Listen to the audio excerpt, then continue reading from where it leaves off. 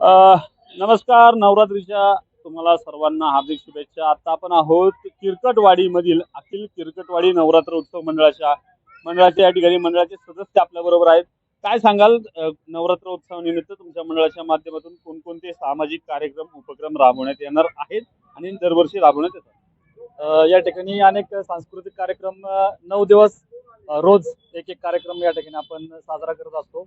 गेली अनेक वर्ष मंडळाच्या माध्यमातून आपण विविध सांस्कृतिक कार्यक्रम असेल, लहान मुलांच्या क्रीडा स्पर्धा असतील, त्यानंतर ज्येष्ठांसाठी देखील भजनाच्या देखील आपण कार्यक्रम या ठिकाणी आयोजित करत असतो. त्याच्यानंतर आरोग्य शिबिर असतं, रक्तदान शिबिर असतं आणि महिलांच्या हस्ते विशेष करून महाआरती या ठिकाणी आपण या ठिकाणी घेत असतो. असे अनेक कार्यक्रम आम्ही वर्षभर देखील कंटिन्यू करत असतो. आपल्या इथं मंडळाच्या माध्यमातून आहे ना, आपल्या दसऱ्याच्या दिवशी विशेष करून काय असतं, पालखीचा छबिना असतो नाथसाहेबांचा, भरनाथाचा.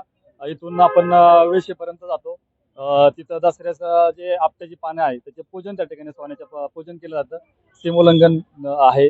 त्याच्यानंतर गावामध्ये पालखी येते. पालखी आल्यानंतर प्रत्येक गावातील व्यक्ती या ठिकाणी नाथसाहेबांच्या इथे आलेला असतो. जरी दुश्मन जरी असेल तरी विशेष करून ज्यावेळेस ते लाईनीत थांबलेले असतात त्यांनी प्रत्येकाने एकमेकाची गाळाभेट घ्यायची. हा एक दिवस असतो. तिथं कुठलाही भेदभाव नसतो, कुठलीही दुश्मन नसती. कुणी आलं समोर तर त्याच्या गाळाभेट घ्यायची आणि राम राम म्हणायचं. ही आमच्या गावची परंपरा आहे.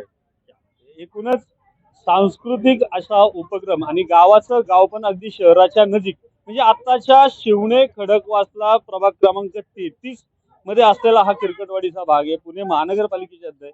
मात्र गावाचं गाव पण या ठिकाणी जपलं गेलेलं दिसतंय. सामाजिक एकी आणि सामाजिक संदेश देणारं हे मंडळ आहे आणि अशा पद्धतीने या ठिकाणचा नवरात्रोत्सव साजरा होताना दिसतो.